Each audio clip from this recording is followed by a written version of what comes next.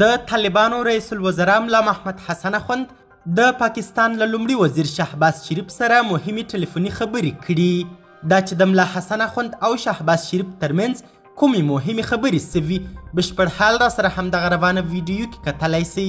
سلامونه قدرمنو لیدونکو، زموږ مشال پریس یوټیوب چینل ته ښه راغلاست. شهباز شریف له ملا حسن اخوند سره ټلیفوني خبرې وکړې.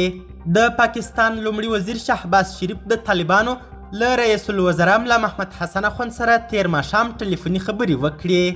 د طالبانو د اعلامیې له مخې په دې خبرو کې شهباز شریف د طالبانو رئیس الوزرا ته په خوست، پکتیکا او یو شمېر نورو ولایتونو کې د وروستۍ زلزلې او طبیعي پیښو له امله خپل حکومت او خلکو په استازیتوب په رامنځته سوو انساني او مالي زیانونو خواشیني وښوده او طالبانو ته یې د هر اړخیزو همکاریو او مرستې ډاډ ورکړ. د پاکستان لومړي وزیر وویل په دې سخت وخت کې د افغان ولس ترڅنګ ولاړ یو او له ټپیانو سره د عاجلې مرستې لپاره مو د انګور اډیا او غلام خان بندر دروازې د هغوی پر مخ پرانیستې.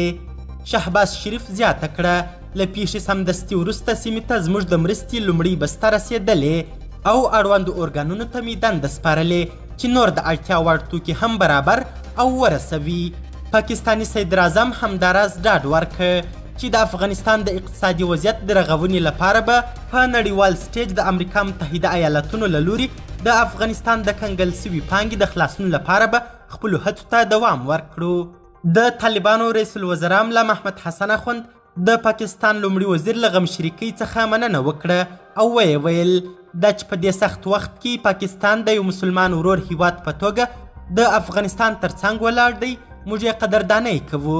ملا محمد حسن اخوند وویل زلزلې، واوري او سیلابونو د افغانستان ګڼ شمېر ولایتونه ځپلي او سمدستي حکومت، سوداګرو، خیریه موسسو او خیرخوا خلکو د خوست او پکتیکا له خلکو سره خپل وس مرسته کړې او له زیانمنو سره د راتلونکو مرستو د ارزونې لپاره مو خپل ټیمونه سیمې ته استولي دي. د طالبانو رئیس الوزرا د خپلو خبرو په پای کې وویل افغانستان له طبیعي پیښو څخه ډیر زیانمن سوی دی. نړۍ او مرستندویه هیوادونه باید په دې برخه کې له زیانمنو او اړمنو خلکو سره عاجله مرسته وکړي. د یادونې وړ ده چې تر اوسه پاکستان، ایران، قطر، ترکیې او هندوستان د پکتیکا زلزله ځپلو ته د لومړنیو مرستو بستې استولي دي. قدرمنو لیدونکو، نړۍ مننه چې ویډیو مو تر اخري شیبو وکتل. د لا زیاتو او نورو لحظه پر لحظه خبري معلومات لپاره زموږ همدغه مشال پریس یوټیوب چینل سبسکرایب کړئ. تر بیا او بلې ویډیو، شوخت او ښې چارې د الله په امان.